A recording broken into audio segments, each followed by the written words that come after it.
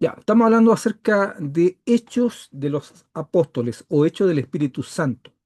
Es un libro que para nosotros es paradigmático, en el sentido que marca una forma en la cual habitualmente los pentecostales nos acercamos a la Biblia y la entendemos.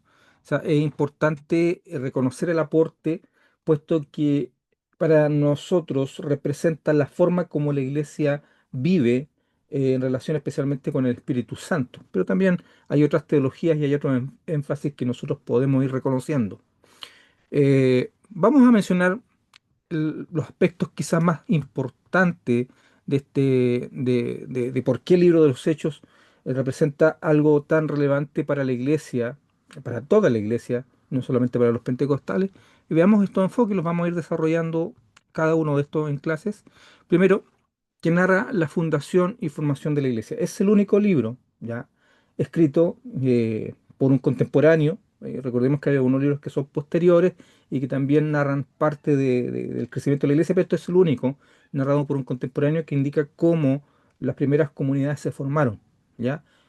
Vamos a hablar acerca de Lucas y vamos a ver algunas teorías en relación a cómo él también logró esta información, cómo la va capturando, pero en concreto es el único libro que narra este proceso de la fundación y formación de la iglesia.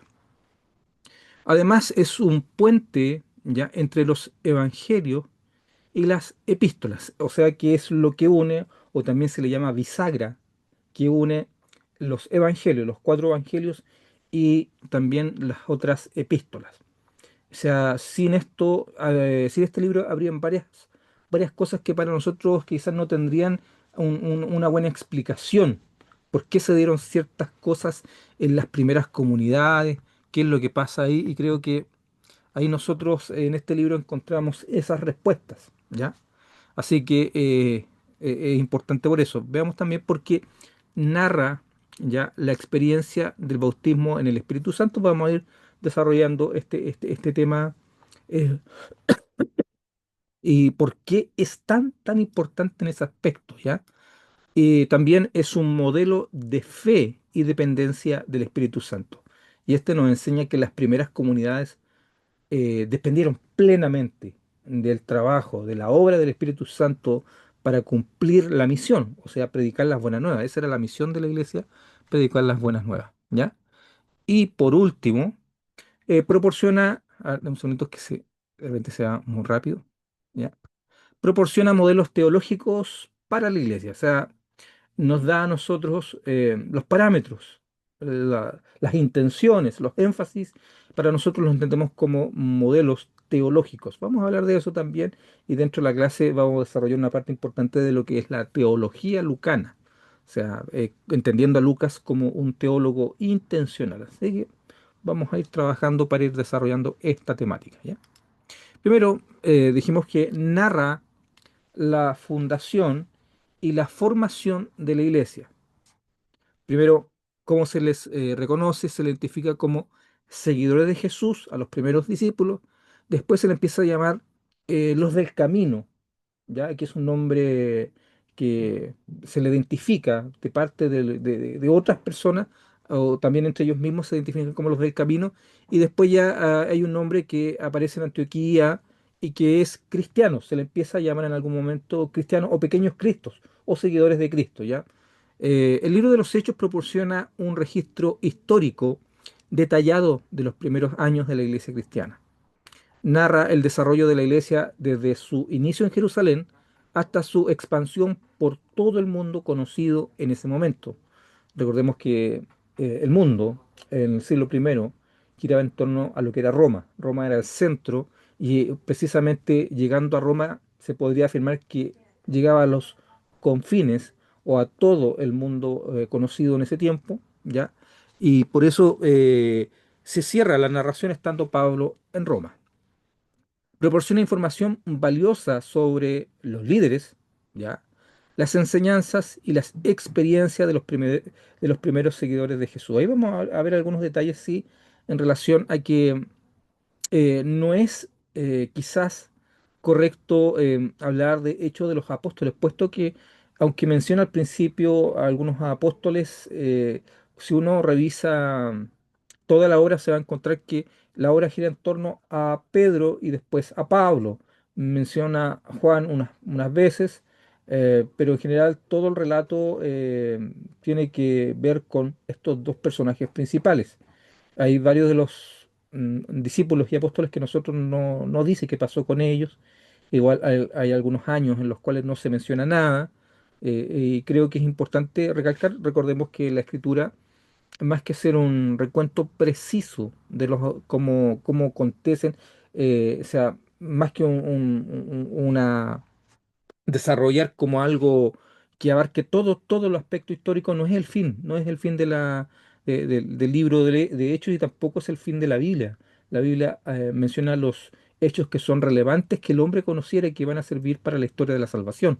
Pero hay cosas que la Biblia no menciona. Recordemos Juan que dice que de los milagros que hizo Jesús hay muchos que no se escribieron, ya incluso faltarían libros. No hay libros en la tierra que sean capaces para poder anotarlos todos, reconociendo nosotros actualmente como eso como una hipérbole. Pero sí lo que está claro es que Lucas escogió intencionalmente algunos relatos, lo más probable es que seleccionó, es muy probable también que haya omitido otros y haya él redactado, porque eso es lo que dice que él prolijamente buscó información sobre todas las cosas como habían sucedido, ¿ya? Y tuvo la oportunidad de ser un testigo en algunos espacios los primeros años del cristianismo, fue un testigo privilegiado que fue compañero de Pablo. Y también él probablemente tuvo fuentes muy interesantes. Incluso algunos hablan de que hasta pudo haber conversado con María, la madre de Jesús, porque Lucas es el único autor que tiene información sobre la niñez y de la juventud de Jesús que ninguno de los otros autores tiene, y además información alguna de carácter íntima, cosas que solamente pudo haber tenido María, o sea, a menos que haya tenido algún tipo de confidente, le haya contado sus experiencias, por ejemplo, con el ángel, otras experiencias más. Entonces, ahí nosotros reconocemos que hay ahí un tema que no es menor. También estuvo, recordemos, Lucas. Estuvo en Cesarea, estuvo ahí en Jerusalén, estuvo también un tiempo acompañando a Pablo. Así que vamos a desarrollar esos puntos para ir revisando. Dijimos además que era un puente entre los evangelios y las epístolas. El libro de los Hechos actúa como un puente vital que enlaza las historias de Jesús y sus enseñanzas con la vida y misión de los apóstoles, especialmente Pablo. Proporciona el contexto tanto histórico como teológico y práctico necesario para entender las epístolas y el desarrollo temprano de la iglesia cristiana. Yo aquí yo me quiero detener un poquitito, ¿ah? ¿Por qué me quiero detener? Porque existe un énfasis muy importante en relación a lo que son las epístolas y hay un trabajo muy dedicado, un trabajo en algunos casos muy brillante en relación al estudio del pensamiento de Pablo, pero he visto con cierta preocupación cómo algunas personas le dan una supremacía al pensamiento de Pablo y a veces parecen descartar lo que son los evangelios. O sea, nosotros, y lo decíamos en una clase en el módulo anterior, nosotros debemos leer a Lucas a través de los evangelios. Si no hacemos ese ejercicio, nosotros podemos malinterpretar o sea, las palabras de Pablo, lo debemos leer a la luz de los evangelios. Si no hacemos eso, podemos interpretar mal a Pablo.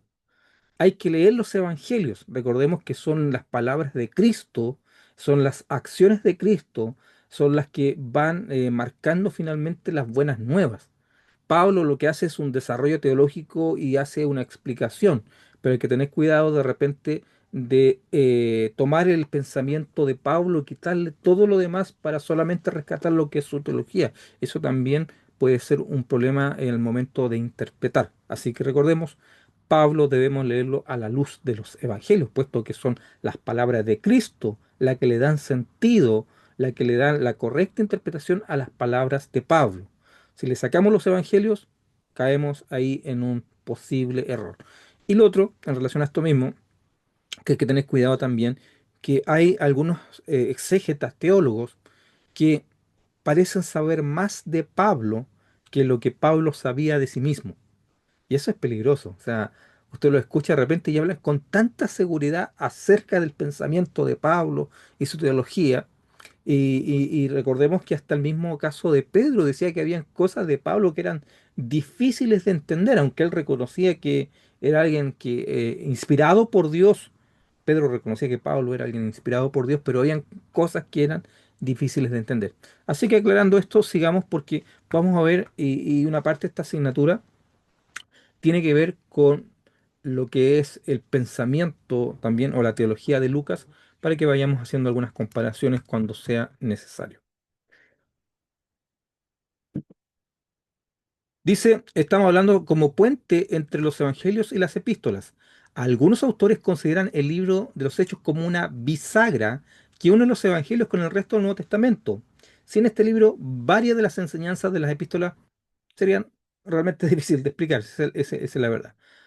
Además, tenemos acá que el libro de Hechos narra la experiencia del bautismo en el Espíritu Santo. Y aquí es algo que yo menciono habitualmente en los talleres, y es que el único autor del Nuevo Testamento que menciona cómo los primeros cristianos recibieron la experiencia del bautismo en el Espíritu Santo es Lucas.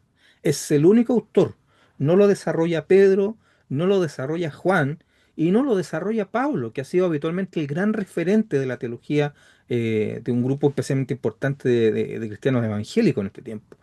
Pablo no explica ni menciona cómo los primeros creyentes tuvieron esta importante experiencia. Él narra algunas cosas que tienen que ver principalmente con énfasis soteriológico, pero nosotros vemos en los relatos de Lucas qué es lo que sucedía externamente y también qué era lo que finalmente rodeaba después de esta experiencia, cuáles eran las señales que mostraban el bautismo en el Espíritu Santo. Así que nosotros tenemos que entender que esta experiencia es relevante y en el caso de Lucas, es el autor que más veces, en el Nuevo Testamento, más veces menciona el Espíritu Santo. O sea, es el autor que más cantidad, y los tenemos anotados también dentro del apunte para que vayamos viendo la importancia de los escritos lucanos. Y como último dato en relación a esto, eh, los escritos de Lucas representan un cuarto de los escritos del Nuevo Testamento. Y no solamente eso, Lucas, con su Evangelio y el libro de Hechos, escriben en conjunto, suman más que todos los escritos de Pablo en extensión. Entonces, no es algo menor. Lucas debe ser estudiado, sus escritos deben ser estudiados en su correcto contexto y viendo los énfasis que él pone dentro de sus escritos. Sigamos. Entonces, después de la resurrección de Jesús, no hay relatos que detallen la experiencia del bautismo en el Espíritu Santo, excepto el libro de Hechos. En los escritos de Pablo, Pedro, Juan o las epístolas universales no es posible encontrar detalles sobre esta experiencia.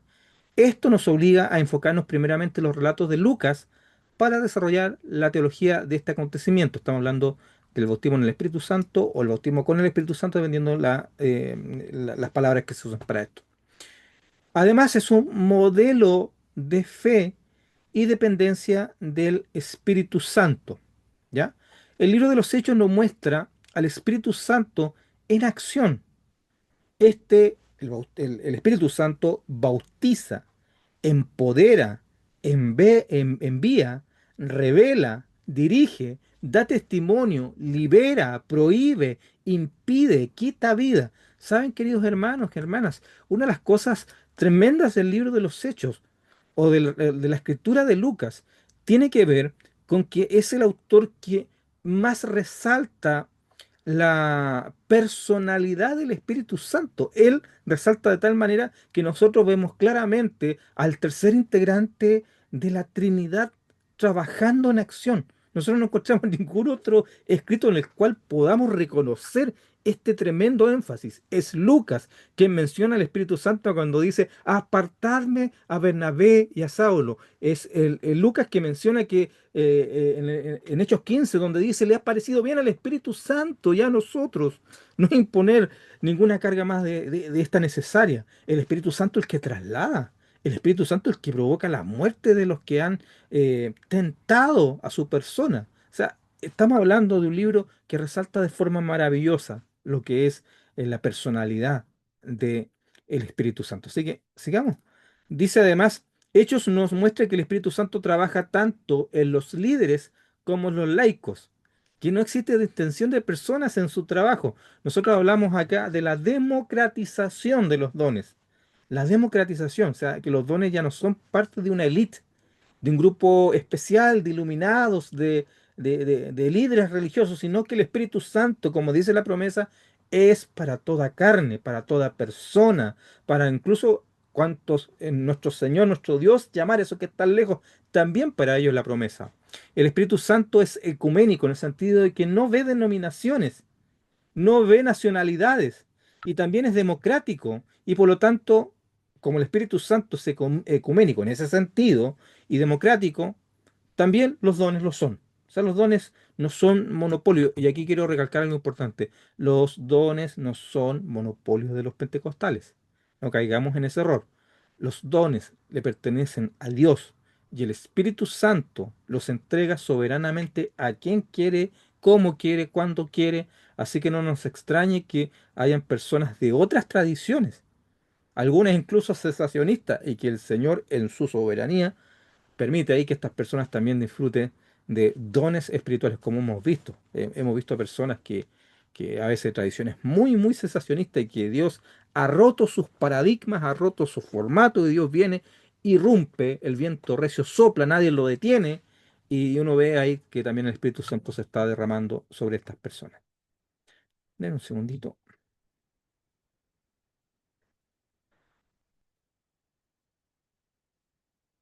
den un segundito.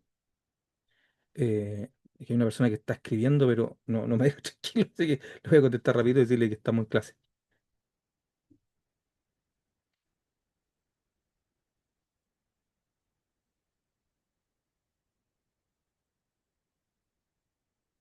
Ya, ahí sí, disculpe. Ya, entonces estábamos viendo el tema de los dones, ¿ya? Sigamos, o sea, el modelo de dependencia del Espíritu Santo. Y dice Hechos 2, 17, 18. En los postreros días, dice Dios, derramaré de mi espíritu sobre toda carne, y vuestros hijos y vuestras hijas profetizarán.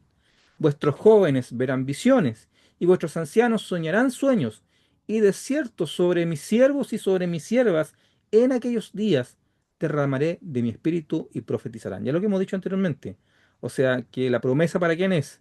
Dice que es para hijos, hijas, jóvenes, ancianos, siervos, siervas. O sea, no está mirando sexo, edad, no está mirando condición económica, algunos son siervos, otros pueden ser libres.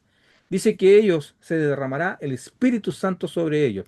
Y si hay duda, dice Hechos 2:39, porque para vosotros es la promesa, y para vuestros hijos, y para todos los que están lejos. Si alguien tiene alguna duda, para cuantos el Señor nuestro Dios llamare.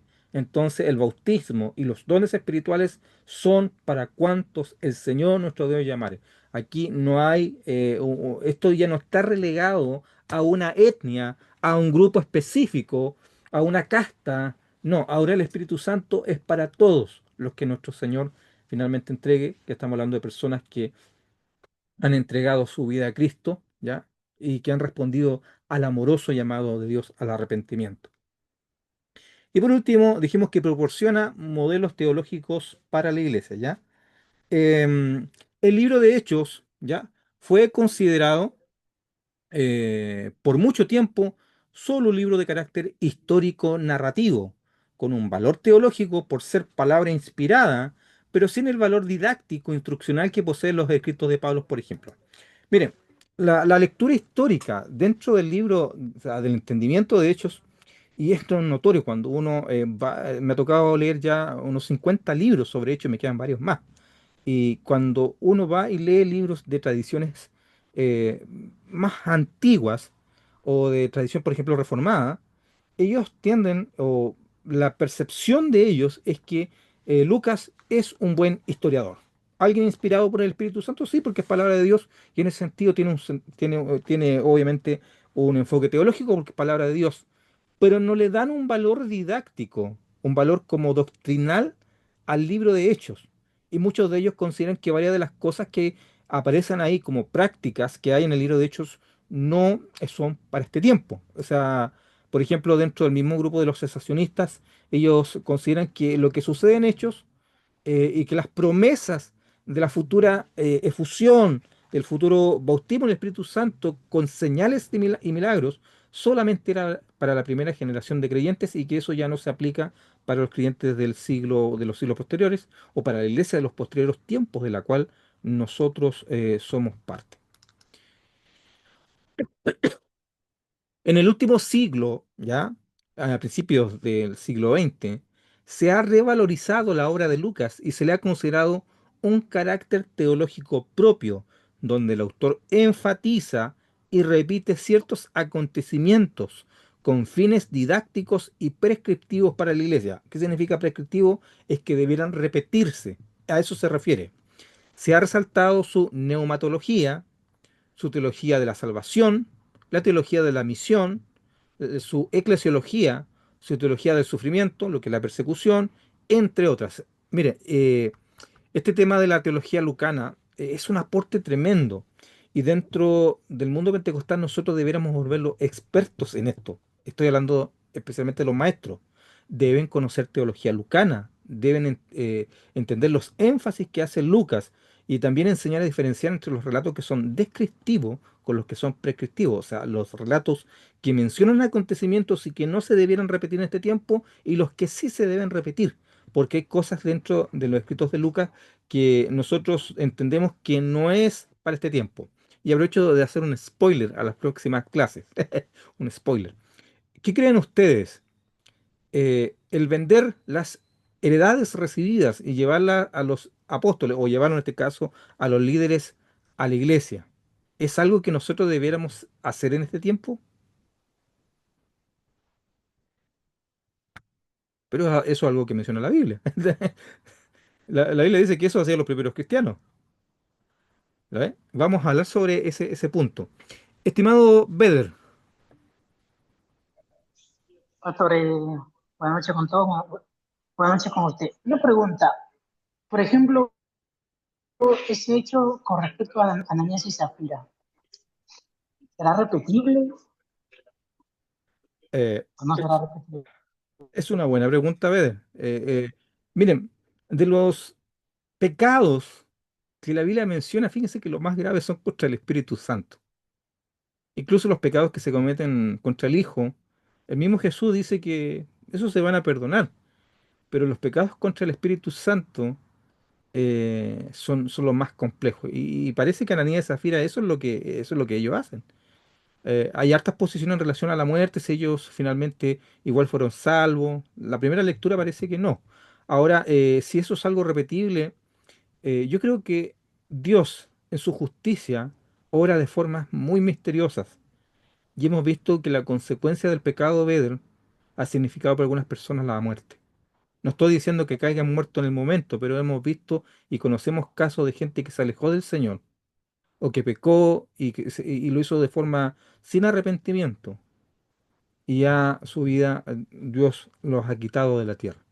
No estoy hablando que eso sea, sea un modelo, porque finalmente eso depende de Dios, no depende del ser humano, pero sí, sin duda, estamos ante una práctica que Dios rechaza. Pero no creo que eso sea, en este caso, algo en lo cual nosotros podamos hacer una doctrina. Pero sí debemos reconocer que, no sé, por lo menos en mi caso yo conozco situaciones a través de estos años de gente que ha fallecido alejada del Señor y que tiene que ver también con pecados cometidos. Yo creo que es el mismo patrón, el mismo formato. Entre paréntesis, nuestro hermano Beder es ahí de Perú, así que tenemos alumnos también de Perú. Estamos al principio mencionando, tenemos de México, República Dominicana, varios de Chile, de Argentina. Tenemos ahí hermanos de diferentes lugares, de Guatemala igual, así que Dios bendiga a cada uno de mis hermanos que están desde otros lugares. Eh, Veamos, él dice, dijimos que el último siglo ha revalorizado todo este tema de la obra de Lucas, entonces estamos ante un trabajo pero muy interesante. Yo ahí voy a hacer algunas recomendaciones y voy a compartir algo de literatura para que nosotros podamos revisar y también les voy a pasar un escrito que he trabajado yo personalmente, donde estoy desarrollando también algunos puntos importantes en una introducción al libro de Hechos. Ahora vamos a cambiar, empezar ya a ver los elementos propios del libro, ¿ya?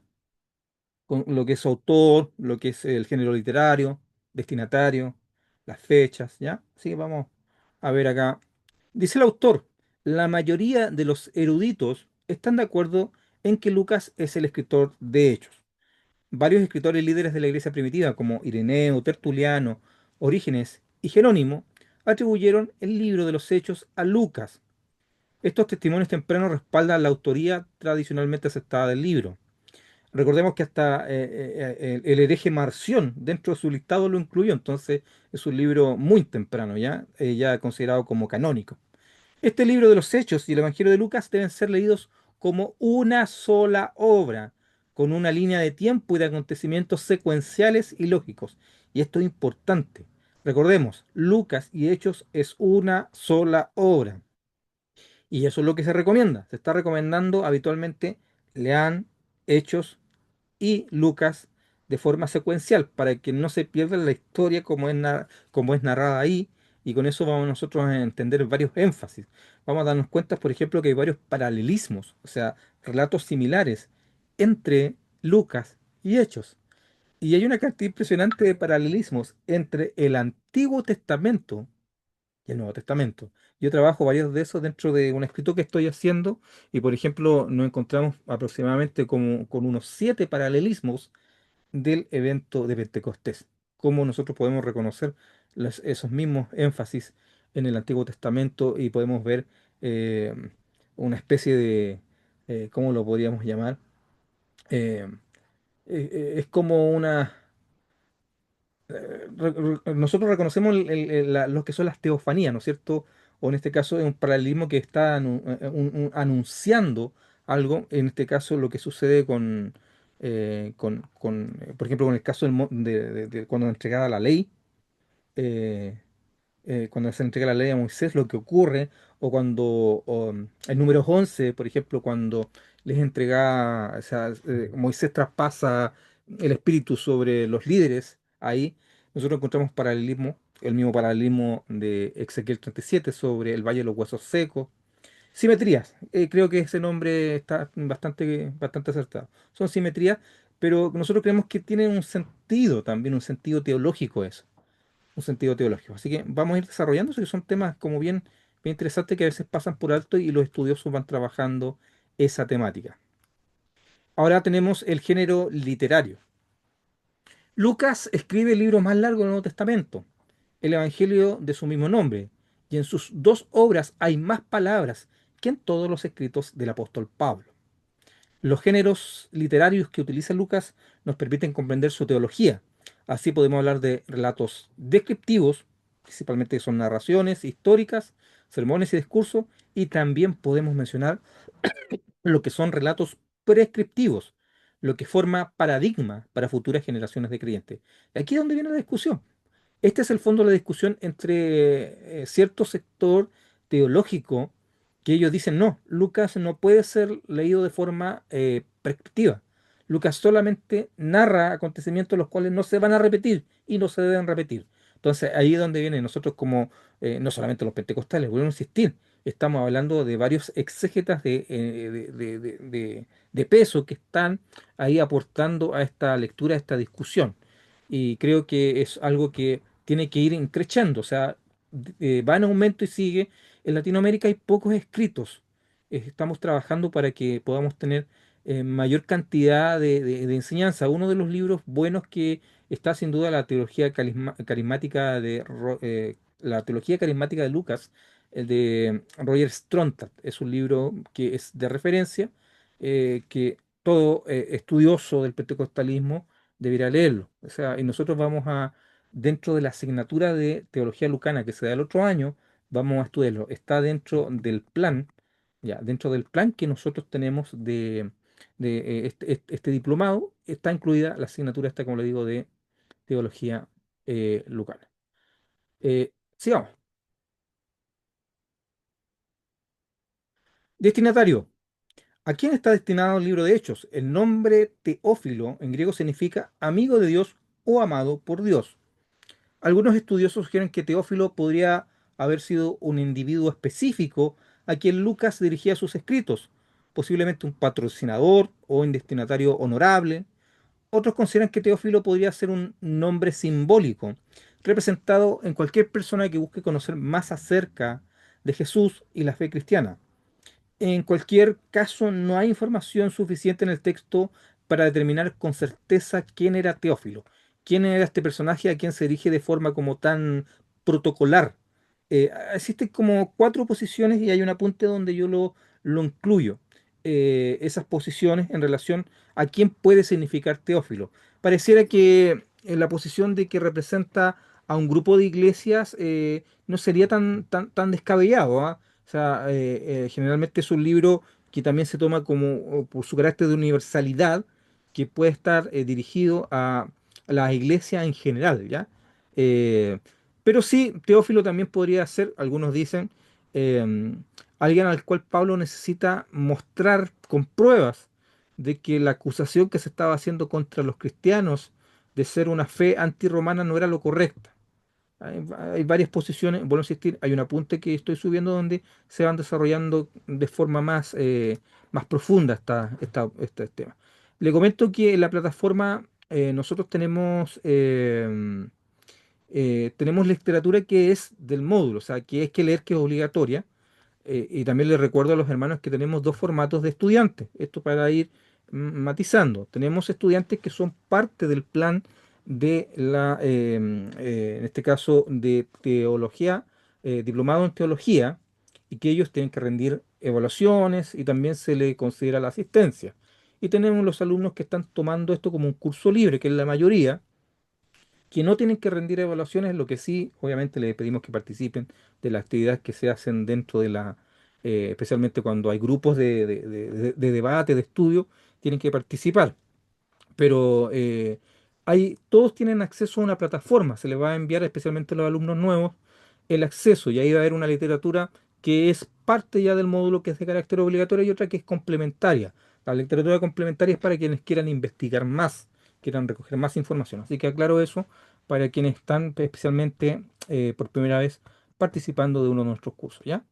Entonces estamos aclarando que Teófilo es su significado y vimos algunos de los posibles finalmente destinatarios, si era realmente Teófilo o era un grupo de iglesias o cuál era la finalidad, ¿ya? Fecha. Los eruditos conservadores fechan eh, la redacción del libro de los Hechos alrededor del año 62 a 63 durante el final del periodo de los viajes misioneros de Pablo, antes de su muerte, de los eventos posteriores, mencionaba en las cartas paulinas y en la historia temprana de la iglesia. ¿Cuáles son algunos factores para considerar esta fecha? Finalización del relato histórico, o sea, finaliza abruptamente. El libro de los Hechos es como que termina y como que uno queda, bueno, ¿qué sigue pasando? ¿Dónde continúa la historia? Yo soy de los que creo que el libro de los Hechos nunca se cerró, que se sigue escribiendo, que ahora todavía hay gente. Decía alguien y me llamaba profundamente la atención hace varios años atrás, todavía se sigue escribiendo con la sangre de los mártires que predican el Evangelio en lugares donde son perseguidos y asesinados. Ellos siguen escribiendo el libro de los Hechos. Pero creo que el libro de los Hechos no se ha cerrado en ese sentido, sino que si consideramos que el libro de los Hechos tiene que ver con lo que el Espíritu Santo hace en su iglesia, eso sigue actualmente. También lo segundo que tenemos ahí, ausencia de eventos posteriores, no se narra. ¿Cuál es probablemente el evento más importante que se da después del año 63? ¿Cuál será? A ver si alguien me puede decir un evento que es relevante para el pueblo judío. La destrucción del templo. Exactamente. Sí, precisamente la caída del templo en el año Sí. 70, ahí dirigida No por, está- por el general Tito, y que ojo, fue terrible. O sea, para ellos, entre todas las rebeliones que ellos tuvieron, probablemente esa fue la que le trajo las peores consecuencias, en el sentido que fue barrido Israel. eh, y recuerdo haber estudiado hace muchos años atrás el ataque a Masada y cómo finalmente los últimos judíos se terminan suicidando ellos. y cómo es atacado fuertemente Jerusalén y finalmente cae ya con el ataque feroz de Roma. No querían dejar ningún tipo de atisbo de que pudiera nuevamente haber una rebelión de parte de los judíos, por lo tanto ellos destrozan todo. Cuando se menciona la caída de Jerusalén, especialmente la destrucción del templo, eh, se menciona que había un mito que decía que Herodes había colocado oro entre medio de las piedras cuando construyó el templo. Herodes hizo un templo, pero espectacular, no tuvo problema en gastar, él reconocía la importancia del templo dentro de la religiosidad judía y reconocía los aportes de todos los judíos que venían para adorar, para ofrecer sacrificios ahí en la parte religiosa y por lo tanto él invirtió mucho en eso. Entonces se corrió el rumor entre las tropas romanas de que había oro y lo que hicieron los soldados fue echar todo el templo abajo, piedra sobre piedra, los botaron y no quedó ninguna y se cumple lo prometido o lo dicho por nuestro Señor Jesucristo, que no quedaría piedra sobre piedra. Ahora hay algunos historiadores que no dan fe a esta historia, pero no deja de ser llamativa, porque realmente el templo fue literalmente barrido. Lo único que queda del templo de la explanada es lo que está ahora como los muros de los lamentos, que era una parte lateral, donde van los judíos actualmente ahí a peregrinar, ¿ya? Pero lo demás arriba, incluso en el templo, que era un lugar muy grande, que reunía mucha gente, lo que actualmente hay ahí es una mezquita, ¿ya? Ahí dicen los musulmanes que en ese lugar Mahoma fue llevado al cielo, por lo tanto tiene un muy fuerte simbolismo para ello. Ese lugar es un polvorín, mis hermanos. Ese lugar, todos lo reclaman, cristianos, musulmanes, judíos, y si en algún momento echan abajo esa mezquita, yo creo que eso va a ser terrible. Sin duda todos los pueblos árabes se van a unir nuevamente y ahí vamos a tener una guerra más compleja de la que hemos tenido hasta ahora. Entonces, la ausencia de los eventos posteriores y lo otro, que no menciona las cartas de Pablo. O sea, en un relato, incluso hay algunos autores, especialmente teólogos liberales de la escuela alemana, que ellos mencionaron ahí que probablemente Lucas no conoció efectivamente a Pablo, lo cual es falso. Nosotros vemos en el relato que fueron amigos. O sea, y Pablo habla del médico amado, de Lucas, el médico amado. Personajes principales. ¿Cuáles son los personajes principales?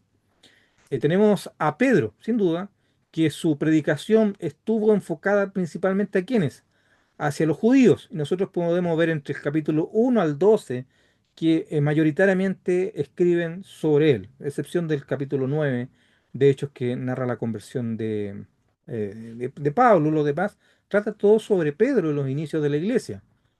Y la segunda parte, sin duda, el personaje relevante es Pablo.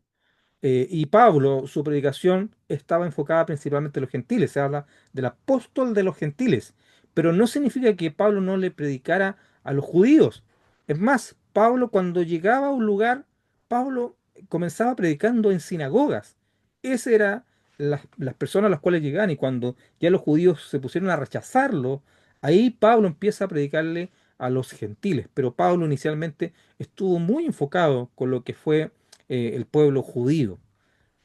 Han habido varios intentos en este tiempo un poco de quizás de descartar esa preocupación de Pablo por lo que era su herencia judía y como que Pablo no estaba realmente muy interesado en ello, pero no es lo que dice el relato. Nosotros reconocemos ahí dentro de los estudios de que Pablo es sí efectivamente, y lo menciono también dentro de la asignatura también se toca ese tema, ¿ya?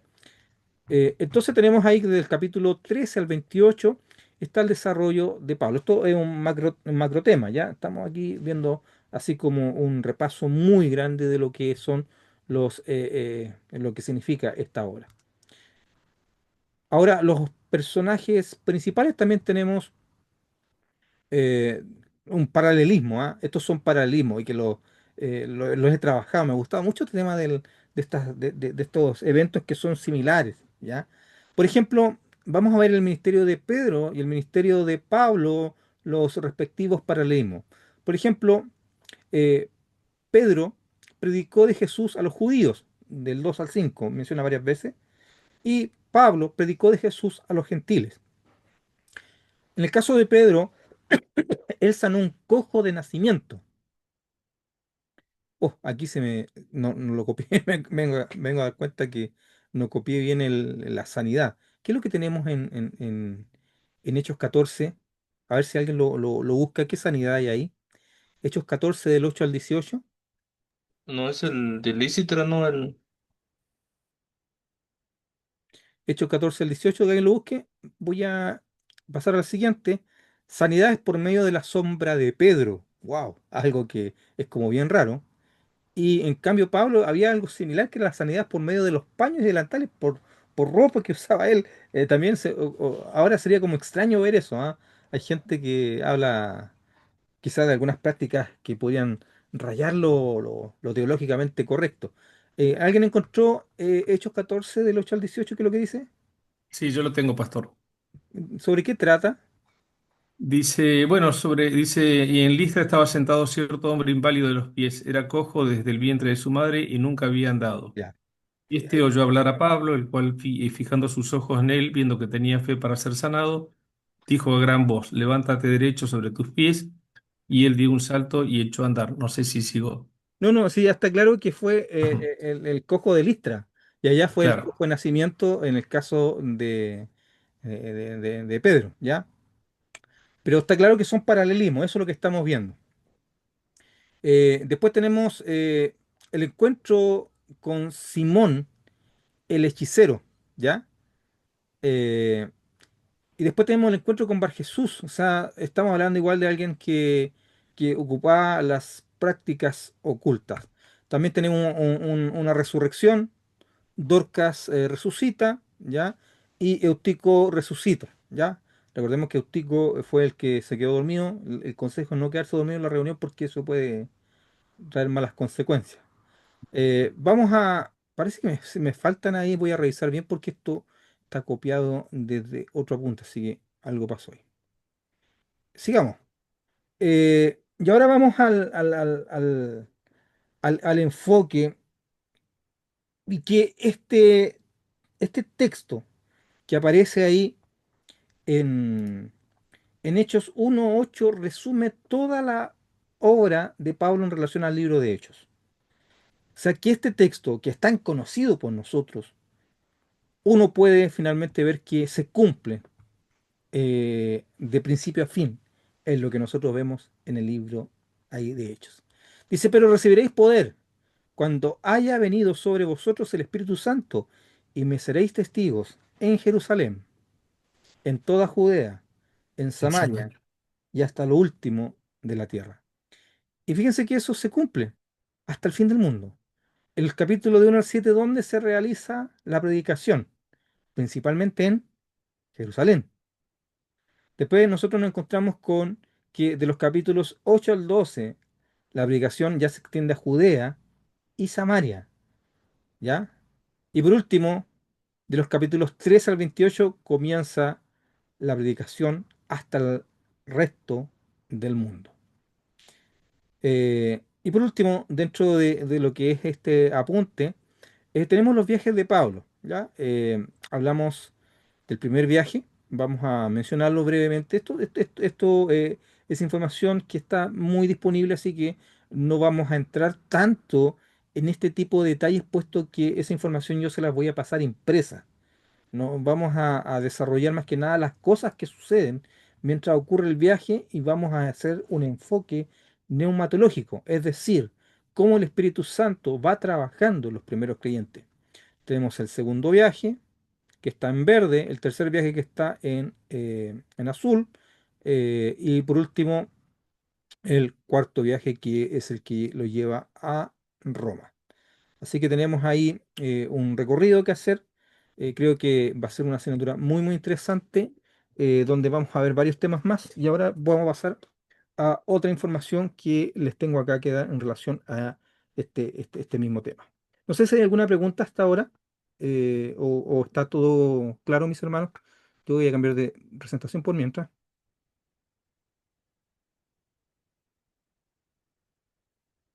Hermano Ángel. Pastor, con respecto a Hechos capítulo 5, donde dice que la sombra de Pedro ponían a los enfermos para que la sombra de Pedro los tocara, yo tenía entendido que en realidad lo que dice el texto es que era por un arrastre místico que hacían eso, pero que en realidad el texto no dice que lo sanaba. Es un, No es- sé, es- es un buen comentario. Podemos ahí revisar porque tenemos nosotros varios comentarios a la mano y podemos ver qué es lo que dicen. bien, Recordemos que tenemos diferentes tipos de interpretaciones y finalmente lo que uno va haciendo va recogiendo. Ahí los exégetas ya han desarrollado una investigación al respecto y ellos pueden ir desarrollando. Pero una de las cosas que vamos a ver, hermano Ángel, y eso me interesa que veamos nosotros la diferencia que hay entre algunos exégetas y otros. Y entre eso yo le voy a hacer un comentario de los libros que leyó. La mitad de los libros son católicos, hechos por exégetas católicos. Y yo llegué a ellos porque lo mencionaban los eruditos eh, evangélicos.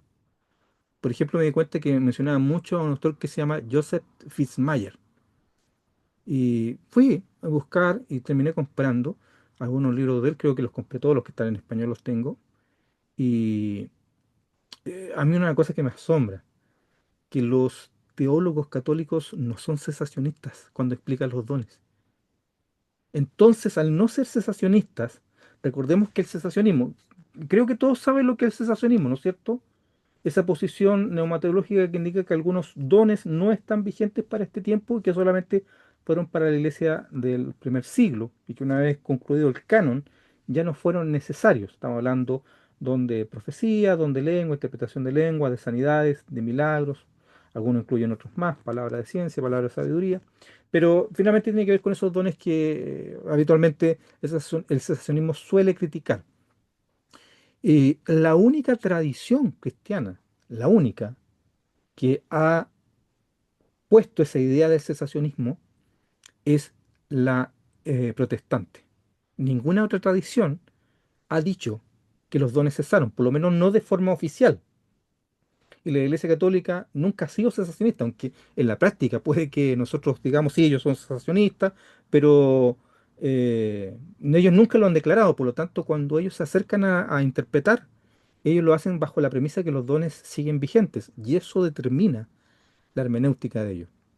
Y encontraron algunos libros, algunas cosas que no tienen mucho sentido, pero hay otros libros que ha sido muy buen aporte. Y por eso entendí también por qué algunos exégetas los citan, porque son libros que hacen un aporte. Así que interesante eso, vamos a ver algunos. Y como tengo yo acá, voy a ver si les puedo sacar algunas fotos y vamos comparando en algunos pasajes que son polémicos. Así que guardemos el pasaje, hermano Ángel, para que nos recuerde y lo podemos ir comparando y vamos trabajando, ¿ya? Eh, Les voy a mostrar acá un apunte que quiero que lo vayamos desarrollando.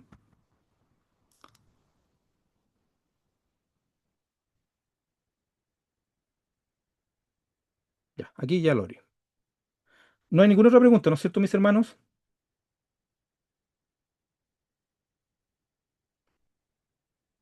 Ya, vamos acá. No sé si logran ver bien ahí. Ya, les voy a pedir lo siguiente en relación a esto, que esto es la introducción de un libro que estoy escribiendo hace un tiempo y les voy a pedir que sea para uso personal, ¿ya? Así que el primer detalle en relación a este apunte, puesto que no sería bueno que saliera así o copiado y pegado en algún lugar, después dijeran, no, él copió, hizo plagio de algún lugar. Entonces, espero yo que salga este año, ya, porque llevo harto tiempo trabajando, pero esto es el texto. Entonces acá voy hablando acerca eh, del nombre, por ejemplo, cómo se le identifica. Este es el quinto libro del canon del Nuevo Testamento, y como dice ahí, es un escrito que posee un título que hace justicia a sí mismo, ya, hecho porque trata preferentemente de las acciones, obras, ya, las palabras y sobre lo que los primeros cristianos fueron desarrollando. Eh, Originalmente esta obra no especificaba un nombre o título para sí misma.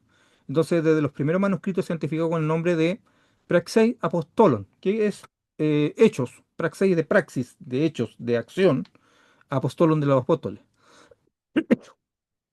Algunos manuscritos agregan el artículo tom, por lo cual sería como los Hechos de los Apóstoles, ¿ya? Y en latín se le conoce como Acta Apostolorum. ¿Y cuál es la importancia del libro? Ahí hay varios comentarios, yo voy agregando más, ¿ah? Porque este punto lo hice el año pasado, agregué algunas cosas más, pero este libro es a los evangelios lo que es al fruto, a la planta que lo lleva. En los evangelios vemos el grano de trigo que cae en la tierra y muere. En los hechos lo vemos levantando mucho fruto, ¿ya? Entonces aquí existe una interrelación y una dependencia desde y hacia los evangelios. Entonces este libro tiene una importancia muy muy grande, mis hermanos. Nosotros no podemos descartarlo, no podemos quitar también su valor dentro, no solamente de la historia, sino dentro también de lo que Lucas quiere decir a través de este libro. Los hechos, las palabras y acciones de Jesús son finalmente comprendidas y continuadas por sus discípulos. O sea, ellos ponen en práctica lo que el Señor Jesucristo, nuestro Señor Jesucristo, dijo mientras estuvo entre los hombres, ¿ya? Ahora, o sea, ejemplo, las expresiones y actos del Maestro, tan difíciles de entender en su momento, ahora tienen sentido. Entonces, además, Lucas le da una secuencia lógica y necesaria al ministerio de Jesús. ¿Qué sucedió con sus discípulos? O sea, si Él nos explica, nosotros no sabemos qué pasó con ellos y qué de las promesas que hizo nuestro Señor Jesús referente a esa investidura de poder que vendría, cómo se desarrollaron las primeras comunidades, qué es lo que pasó, qué formas utilizó Dios para entregar su espíritu, o sea, los formatos, cómo se hace. Hay muchas preguntas que son respondidas finalmente por el médico amado. Entonces, la importancia del libro es trascendental para conocer y entender los inicios de la iglesia, ¿ya? Porque pues el único escrito que narra estos eventos. La información que Lucas entrega es abundante y él coloca detalles detalles muy, muy, muy precisos en algunos casos, pues, como dice ahí, el agiógrafo, que es el escritor, ¿ya? Em, posee información de primera mano, ¿ya? Siendo testigo privilegiado en algunas etapas del ministerio de Pablo. Y Lucas es el único autor del Nuevo Testamento que narra eventos tan importantes como la forma en que los primeros creyentes recibieron el bautismo del Espíritu Santo. Lo vimos recién ahí en el apunte, ¿ya? La convivencia que se da en la primera comunidad y los conflictos que hubieron. ¿Y hubieron conflictos? Sí, lo hubieron. Fíjense que el tema, en este caso, por ejemplo, del movimiento judaizante fue tremendo. Fue tanto así que provocó un concilio, el primer concilio de la iglesia. Recordemos que los cristianos iban ya predicando a los gentiles, ellos iban recibiendo a Jesús, recibiendo el Evangelio, ya creyendo, siendo bautizados, pero después iba otro grupo de cristianos de origen judío, los cuales iban enseñando que para realmente ser salvos tenían que circuncidarse, tenían que respetar las leyes alimenticias, rituales, tenían que respetar el Shabbat, tenían que hacerse judíos, en pocas palabras, hacerse prosélitos. Pero Pablo tiene que decir que eso no es el Evangelio, que eso está reservado para los judíos, pero no para los gentiles. Y hay una polémica no menor ahí en Hechos 15. Vamos a mencionar ese punto porque fíjense que una de las cosas que a mí me llama la atención dentro de los comentaristas que hay varios que dicen que finalmente, ¿cuál fue fue la decisión? Recordemos lo que dice Hechos 15. Le ha parecido bien al Espíritu Santo y a nosotros no imponen ninguna carga más que está necesaria. ¿Y qué es lo que dice? Que no se podía comer de ahogado y también la sangre de los animales, si no me equivoco, eran los dos, ¿ya? Y dicen los varios exégetas, y eso me ha asombrado, que ese fue un muñequeo que ganaron los judaizantes. Que no se les debió haber exigido eso a los gentiles porque no eran parte del pacto. No lo eran. Por lo tanto, esa imposición fue como una ganada que se les dio a los judaizantes para que ellos también quedaran tranquilos. Pero lo que querían los judaizantes finalmente que se volvieran judíos. Siendo de lo contrario, no eran parte de la promesa que Dios había entregado todavía, no habían entendido lo que es la gracia, no lo habían entendido. Para ellos, el antiguo pacto todavía representaba la correcta esencia de lo que eran los mandatos de Dios. Y si nosotros lo analizamos bajo la perspectiva del movimiento judaizante actual, encontramos paralelismo, ¿no es cierto? El movimiento de raíces hebreas que estaba sonando tan fuerte dentro de ciertos grupos, ahora dentro de ciertas iglesias pentecostales, nos damos cuenta que es un grupo muy similar a este grupo judaizante. O sea, lo que le falta a muchos de ellos es que los hombres se empiezan a circuncidar y ya estamos ante un grupo abiertamente ya judío. pero han cambiado, están celebrando las festividades judías, los simbolismos, resaltando algunos aspectos que nosotros creemos que no es correcto. Entonces, la importancia de este libro es trascendental para conocer y entender los inicios de la iglesia. Ya los mencionamos, los conflictos que hubieron al principio. Dice, hay un autor, Turrado, que lo menciona en varias oportunidades, dice, es un libro de importancia suma para la historia del cristianismo, pues nos presenta a este en ese momento clave en que comienza a desarrollarse. Eh, Pablo presenta una obra de incalculable valor y sin precedentes para la construcción de la teología cristiana. ¿Ya? Eh, para el apóstol, él escribe a comunidades que ya son, mire, y esto no es menor. Cuando Pablo escribe sus epístolas, ¿a quién las escribe? A iglesias que ya están establecidas. Lo escribe a comunidades que ya se formaron, pero no se menciona, Pablo no menciona cómo se crearon, cómo se creó la iglesia de Corinto, cómo se creó la iglesia de Éfeso, cómo se creó la iglesia de Roma. Eso Pablo no lo menciona. Entonces uno no sabe cuál es el contexto en el cual esas iglesias nacen. Entonces eso lo hace Lucas. Como dice acá, Pablo escribe a comunidades ya constituidas que han pasado su etapa primigenia, o sea, los inicios. Por lo mismo no conocemos cómo se fundaron, cómo inicialmente convivieron, los problemas a los cuales se vieron enfrentados, considerando que varias de estas comunidades estaban constituidas principalmente por gentiles. Esto se debe a que Pablo estaba interesado en generar un trabajo doctrinal y no histórico, como lo hace Lucas. El trabajo de Pablo era principalmente doctrinal. Él desarrolla historia, aunque sí, en algunos momentos él menciona algunos acontecimientos, pero no era el fin.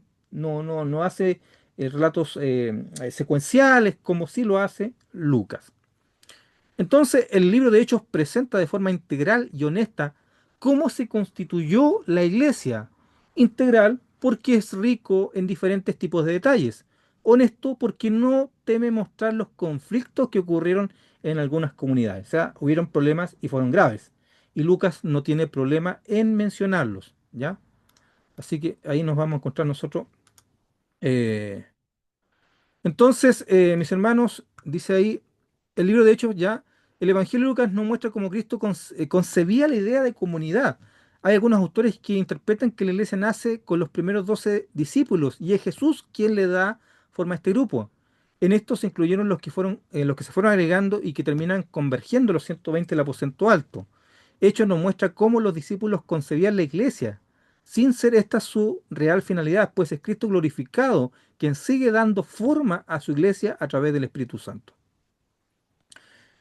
Aquí también viene un poco de lo que es el nombre, ¿ya? El título de Hechos de los Apóstoles puede parecer impreciso, pues el libro no trata sobre todos los apóstoles de Jesucristo. Los primeros dos capítulos están todos, primero con Jesús resucitado y posteriormente glorificado. En el segundo capítulo están en el aposento alto y después aparecen acompañando a Pedro en su primera predicación.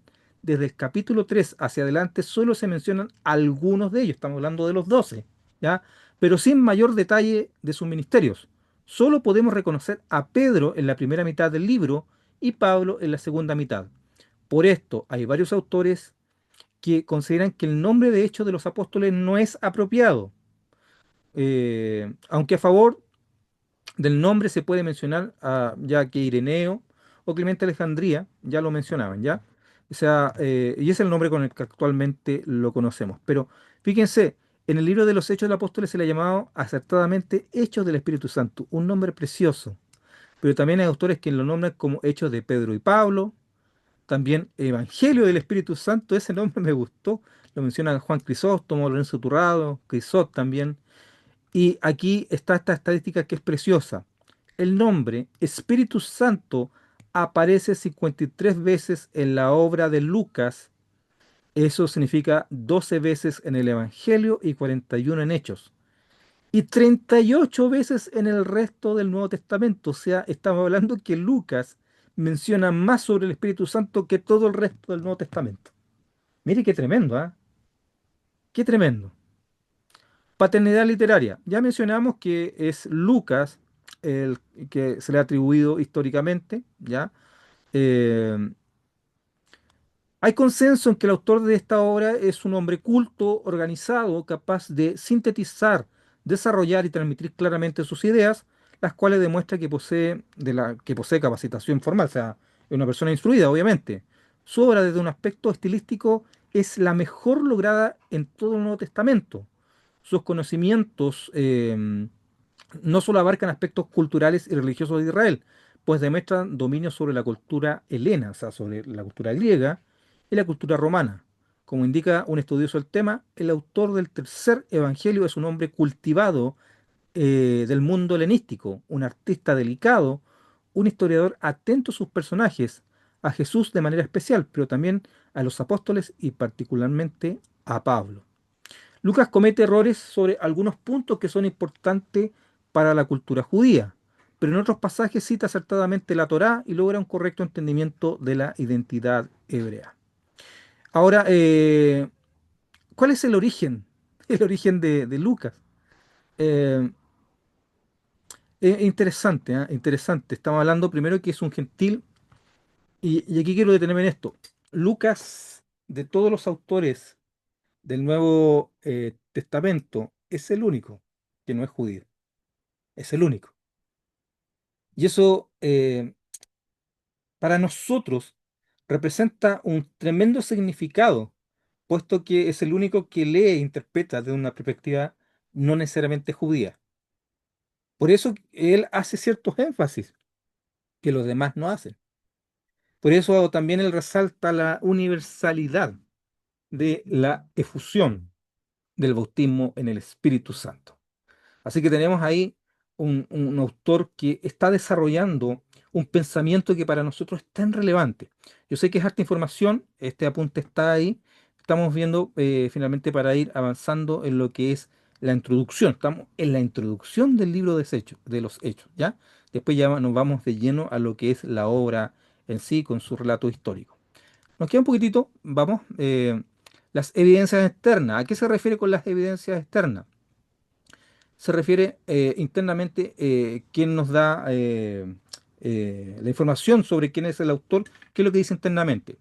Se ha sostenido que el uso de primera persona en plural en determinadas secciones de la obra se refiere en forma inequívoca a Lucas. ¿A qué se refiere esto? Se refiere a que Lucas en varias partes, queridos hermanos, queridas hermanas, habla en primera persona. Fuimos, estuvimos, primera persona en plural. Entonces hay varias secciones en el libro de los Hechos en que se habla en primera persona en plural, o sea, como compañero de Pablo. Sabemos que el autor no es un rabino judío, es un creyente impregnado de la cultura griega, un helenista culto, ya un griego culto. Por la cantidad de detalles presentados y de forma particular sobre Pablo, se puede atribuir que es su compañero y discípulo, alguien muy cercano al apóstol de los gentiles. Pablo en alguna de sus cartas lo considera como su compañero, de quien se refiere como médico amado y colaborador, y el único que lo acompaña en uno de sus encarcelamientos. El texto revela otras características más importantes del autor, en particular su talento de escritor, que le permite jugar con diferentes estilos de griego, desde el griego clásico, neoático, al el más puro, ¿ya? El griego teñido de hebraísmo, imitando a los de los 70 de la Septuaginta, igualmente muestra a un hombre educado, impregnado de cultura helenística, pero también a un gran conocedor de las escrituras, a las que hace numerosas alusiones, refiriéndose al texto griego de los 70. El libro que ocupó Lucas preferentemente para escribir los textos del Antiguo Testamento fue la Septuaginta. Alguien que pueda o sabe qué es lo que es la Septuaginta. Sí, pastor, fue el Antiguo Testamento traducido del hebreo al griego, aunque hay diferencias. Algunos piensan que solamente fue el Pentateuco y después en épocas de orígenes se hizo la traducción del resto de los libros. Ya, sí, sí, la Septuaginta es una traducción de los escritos del Antiguo Testamento, no solamente lo que es el Pentateuco, sino que también otros escritos que fueron enviados a ser por Ptolomeo II, ¿ya? Eso fue en Alejandría. Alejandría fue una ciudad, una de las Alejandrías, porque habían varias, pero esta fue la que fue fundada por Alejandro Magno en el delta del Nilo. Y tenía una comunidad judía impresionante. Incluso les quiero contar que en Alejandría había más judíos que en Judea. Era así de cantidad de gente. Y ellos hicieron un templo tan grande y majestuoso como el que estaba. Hicieron un templo, una imitación. Pero recordemos que ellos ya, por estar en otra cultura, muchos de ellos ya ni siquiera hablaban hebreo, no leían hebreo. Por lo tanto, fue necesario que se hiciera una traducción en la lengua vernácula, que en este caso ellos, su lengua nativa era griego. Y se envió a hacer esto, y hay toda una historia que dice que fueron 70 los escritores que en una cantidad de semanas, si no me equivoco, eran 7 semanas, no recuerdo bien la historia, y ellos escribieron y tradujeron el libro. Y la Septuaginta era la Biblia que se ocupaba en ese tiempo, en el sentido de que esos eran los escritos más conocidos, por lo tanto Lucas ocupa preferentemente ese escrito, pero todos los autores del Nuevo Testamento tienen cierta similitud, su escrito con lo que usa la Septuaginta. Y fue en el tiempo de Dios porque varias de las terminologías eran terminologías griegas que se ocuparon dentro del concepto de teología. O sea, es un aporte innegable. Yo tengo una Septuaginta. A ver, se las voy a mostrar como para complementar o para que ustedes vean acá,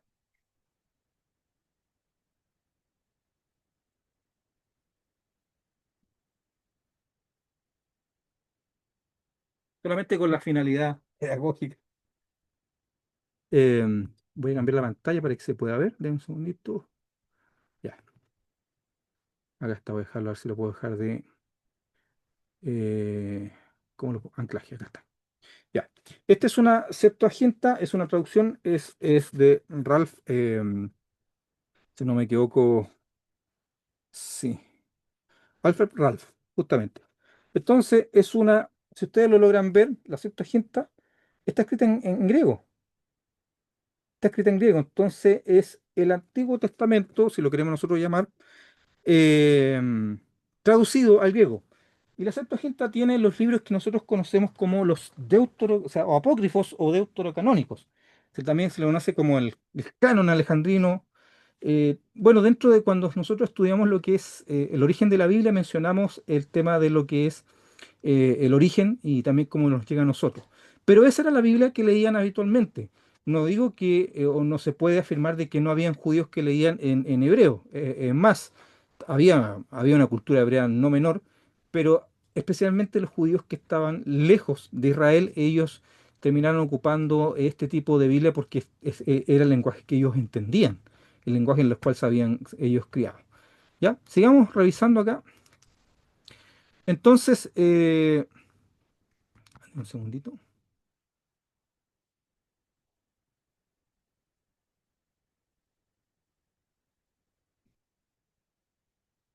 Ahora sí. Entonces, tenemos acá en relación a las características del estilo lucano, este es homogéneo en toda su obra, este es homogéneo en toda su obra, aunque en algunas secciones utiliza un griego más ilustre. Saben que hay diferentes tipos de griego dentro de la obra de Lucas. Recordemos que el griego común, el griego en el cual fue escrito la Biblia, se le conoce como griego koiné, que es el griego que ocupaba la gente del pueblo. Un griego común con cierto énfasis en relación o en diferencia a un griego más técnico, el ocupado por los escritores, un griego más elevado. No, Lucas principalmente, pero en algunas partes del texto los especialistas reconocen una influencia de un griego mucho más técnico, ¿ya? Eh, el uso de verbos en primera persona, en plural, irrumpe en algunas partes de la narración. El narrador se presenta como el compañero de Pablo en varias secciones, lo que estamos hablando que Lucas acompañó a Pablo, ¿ya? Principalmente la parte final de su ministerio. Al analizar las epístolas paulinas y algunos pasajes de Hechos, podemos reconocer a los compañeros de misión del apóstol. Consideremos a Lucas, quien nombra a Sópater, Aristarco, Segundo y Gallo. En esta lista también aparece Timoteo, quien lo reconocemos como un importante discípulo de Pablo. Incluye dos cartas dirigidas a su persona. Otros son Tíquico, ¿ya? Aristarco y Trófimo. Todo este grupo queda excluido de ser el narrador en primera persona, pues ellos se separan de Pablo antes de llegar a Troas, porque hay algunos que han dicho que probablemente era otro el escritor o era el que hablaba en primera persona. Como último argumento, para quienes argumentan que hasta ahora no se le puede atribuir a Lucas por no aparecer mencionado claramente su nombre en ninguna parte de esta obra, podemos abogar que esta forma de escribir en primera persona sin que el autor indique su nombre también lo utiliza Juan, el autor del cuarto evangelio. Acuérdense que cómo se refería a Juan como el discípulo amado, pero se está refiriendo a sí mismo, ¿ya? En conclusión, vemos que todo el relato del Nuevo Testamento nos lleva a la conclusión que fue Lucas el autor del Evangelio que lleva su nombre y del libro de Hechos. Ahora vamos a las evidencias externas que se refieren a qué es lo que decían otros contemporáneos o sucesores en relación a la paternidad literaria de Lucas. Bueno, vemos que el testimonio más antiguo de su paternidad es de Ireneo, aproximadamente en el año 180 después de Cristo. Él dice en su ahí, ataque o en su apología, su ataque contra los herejes, él dice lo siguiente: Lucas, compañero de Pablo, consignó un libro, consignó en un libro el evangelio que éste predicaba. Es probable que el obispo de Layo, que era Ireneo, obtuviera esa información desde su patria, porque él estaba en Asia. En el siglo II tenemos referencias, por ejemplo, de Clemente de Alejandría, Orígenes, Tertuliano, quienes también dan testimonio en este sentido. En el siglo IV tenemos dos historiadores que sostienen la paternidad de Lucas. Estos son Eusebio de Cesarea y Jerónimo. Estos aportan algunos datos biográficos, como el origen antioqueño de Lucas y sus últimos días en Gracia, ya que es en una ciudad. Se dice que Lucas era de Antioquía. Miren qué interesante. Hay autores que han desarrollado este pensamiento, que Lucas era de origen antioqueño, lo cual daría bastante sentido en relación a que él conocía bien el contexto, el entorno, ¿ya? Hay otras fuentes posteriores, pero no menos importantes. Por ejemplo, el papiro 75, ¿ya? El fragmento muratoriano del siglo II también le atribuyen la obra a Lucas. Hay unas críticas que las voy a saltar, pero ahí las van a encontrar ustedes quienes han criticado. ¿Cuál es el valor canónico? Desde mediados del siglo II existe suficiente documentación para afirmar la canonicidad de los escritos de Lucas, es decir, que fueron parte del canon, su valor como parte del canon bíblico, ¿ya? Eh, la escuela racional de Tubinga, que es la escuela liberal, ¿ya? Liderada por Ferdinand Baur, cuestionó esta y otras obras abiertamente. Y aquí es interesante porque una de las cosas que hace, y esto es lo que se lo conoce como teología liberal, porque hay algunos que piensan que la teología liberal tiene que ver con, que, por ejemplo, movimientos que están apoyando el matrimonio igualitario. Eso no es teología liberal. En la teología liberal se le llama la teología principalmente del siglo XVIII, XIX, también principios del siglo XX, que cuestionó la sobrenaturalidad de la Biblia en varios aspectos y también cuestionó las fuentes. De ahí nació la crítica bíblica, algunas que han sido bastante duras con la Biblia en relación a varios aspectos. Pero, por ejemplo, dentro de la escuela teológica que trabaja con la teología eh, esta teología liberal, ellos piensan, por ejemplo, que Juan no escribió sus escritos, sino que fue una tradición, lo que le llaman la tradición juanina. O sea, fueron los discípulos de Juan que se formaron una tradición y que después ellos plasman los pensamientos de Juan.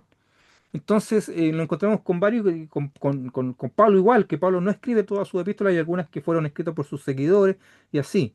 Ellos también trabajan con cierta idea, por ejemplo, con el Antiguo Testamento, fueron más críticos aún, el Antiguo Testamento, por ejemplo, en el caso del libro de Daniel. El libro de Daniel fue escrito en el siglo II antes de Cristo, dicen ellos. O sea, se escribió todo después de que sucedió y no antes, porque ellos no creen en la profecía.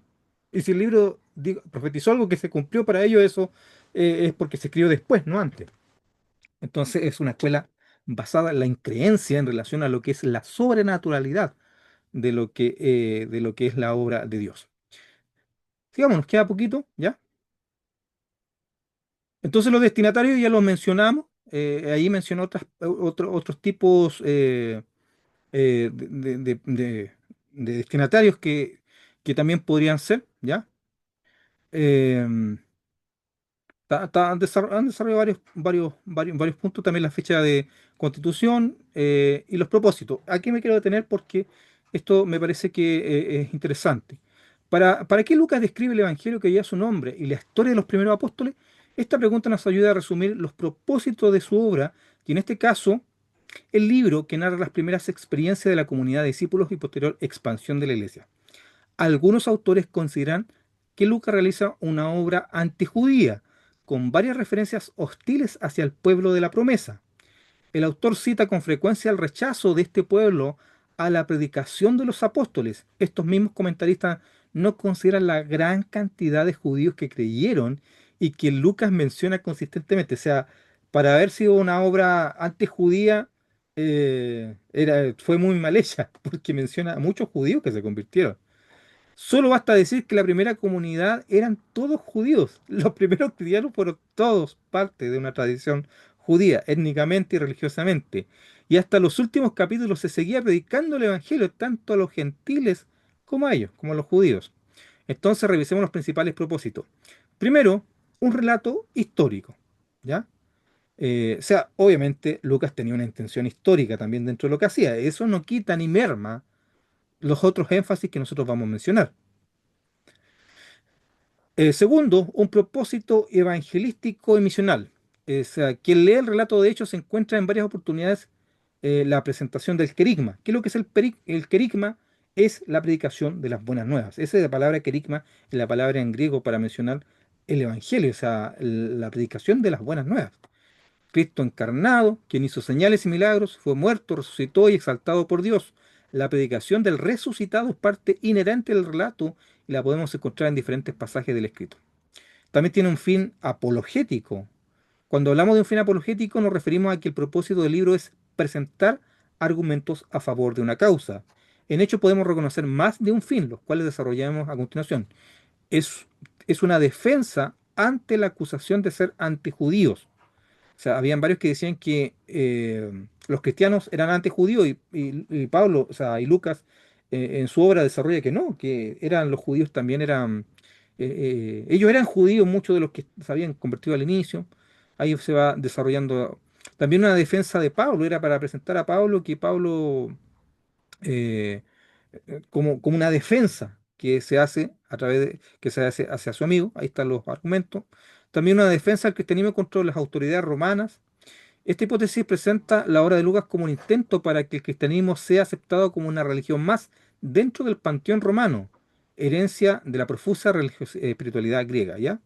También una defensa del Evangelio de Cristo.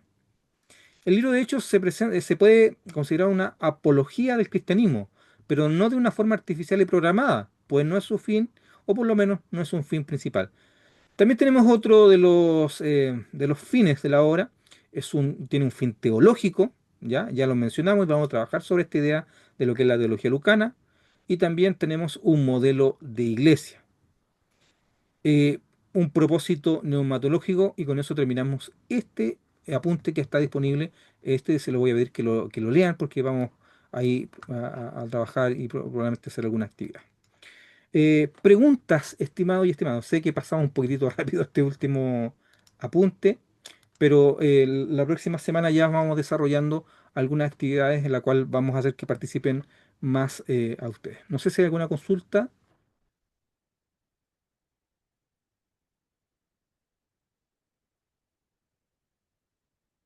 Ya. Si no hay, voy a hacer una pequeña introducción al uso de la plataforma, ya para quienes están recién comenzando.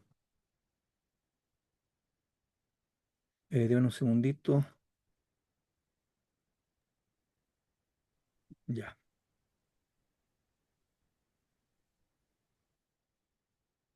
Logran ver ahí en la plataforma, ¿no es cierto? Ya, le van a aparecer los cursos en los cuales ustedes están matriculados. Hay que aclarar que estos días vamos a empezar a dar de baja los cursos anteriores, por lo tanto, quienes no hayan bajado los apuntes, que por favor los bajen. Los del curso anterior no, o sea, los del bimestre anterior no, pero sí todos los del año pasado se van a dar de baja esos cursos, ¿ya? Para que puedan ir descargando los archivos. Ustedes van a entrar, se van a encontrar con las asignaturas que están ustedes inscritos. Si es una sola, le va a aparecer una, pero en este caso está hecho de los apóstoles. Bueno, en este momento la asignatura está todavía vacía porque la hemos creado, ¿ya? O sí, no, sí hay. Entonces tenemos que borrar los apuntes anteriores. Ya, ok. Eso es lo que hay que hacer.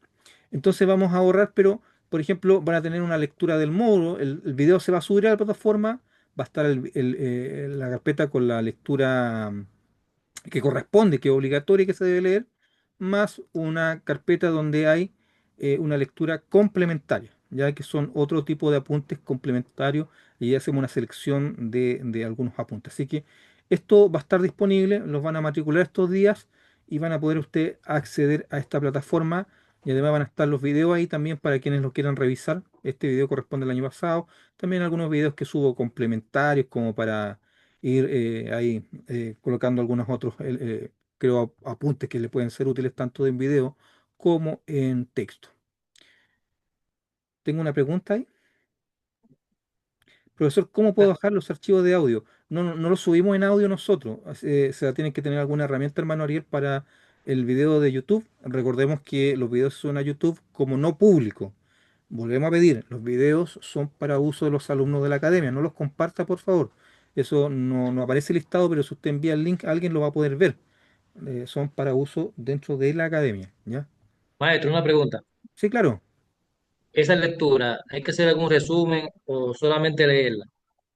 Se va leyendo, pero dentro de lo que son las evaluaciones se consideran. ¿Ya? La lectura que es Ok, obligatoria, la lectura que es complementaria no. Eso es si ustedes quieren estudiar un poco más, los videos complementarios igual, se colocan ahí que son complementarios, que son como para ir colocando más información para su acervo personal. Pero la lectura obligatoria sí, eso entra dentro de lo que son las evaluaciones. ok. Otra cosa, maestro, que usted explicó ahorita, pero no entendí bien, sobre la parte del primer concilio que hicieron, en el capítulo 15. ¿Cuál fue la parte que usted dijo que los judaizantes lograron algo con eso, con lo que dice en el verso 20 del capítulo 15, que dice que sino que se les escriba que se aparten de las contaminaciones de los ídolos, de fornicación, de odio y de sangre? ¿Qué fue lo que ellos lograron? Que usted más o menos explicó ahorita que no entendí esa parte. Que dentro de eso, que lo vamos a desarrollar cuando veamos el Hechos 15, que hay autores que van desarrollando la idea, bueno, insistir, esa es la propuesta que hacen los autores, ¿ya? Y son varios, de que finalmente lo que se hizo fue imponer algunas cosas que no se les debieron imponer a los gentiles, y que eso finalmente fue, nosotros acá le decimos muñequeo, pero fue una presión como para ganar algo de parte de los judaizantes, pero no se les debió haber impuesto eso. Y a mí me asombró porque lo leí en varias oportunidades. Con la primera vez porque nunca había escuchado ese argumento. O sea, uno Ok, lo toma, uno dice también, esto es dogma, esto es dogma. Uno dice, no, si esto está prohibido para todos, pero uno se da cuenta de que tiene bastante sentido en ese sentido, como lo plantean ellos, y que es propio de lo que es la religiosidad histórica del pueblo judío dentro de lo que es la ley en relación a la sangre especialmente. Era algo que venía muy, muy fuerte, muy planteado. Ahí viene la pregunta si un cristiano puede comer, acá nosotros le decimos prieta, pero también le dicen morcilla, si puede comer esto de, sí, si se puede o no se puede. Es una pregunta que todavía hay muchos cristianos que no saben qué responder al respecto. Entonces, creo ok. que es interesante el tema y ahí vamos a conversarlo. Queridos, queridas, no sé si hay una pregunta más. Hubo poca, faltaron varios, ¿ah? Porque tengo inscrito más o menos como 30 y tantos alumnos para este curso y hoy día tuvimos 23 alumnos, ¿ya? Así que yo creo que la próxima clase van a haber varios más conectados y también se debe a que hay algunos que van a tomar las clases de forma sincrónica, van a ver después la grabación, así que un gran saludo y bendiciones para nuestros hermanos ahí que van a estar siendo parte de eso. Voy a colocar pausa, pueden seguir preguntando después.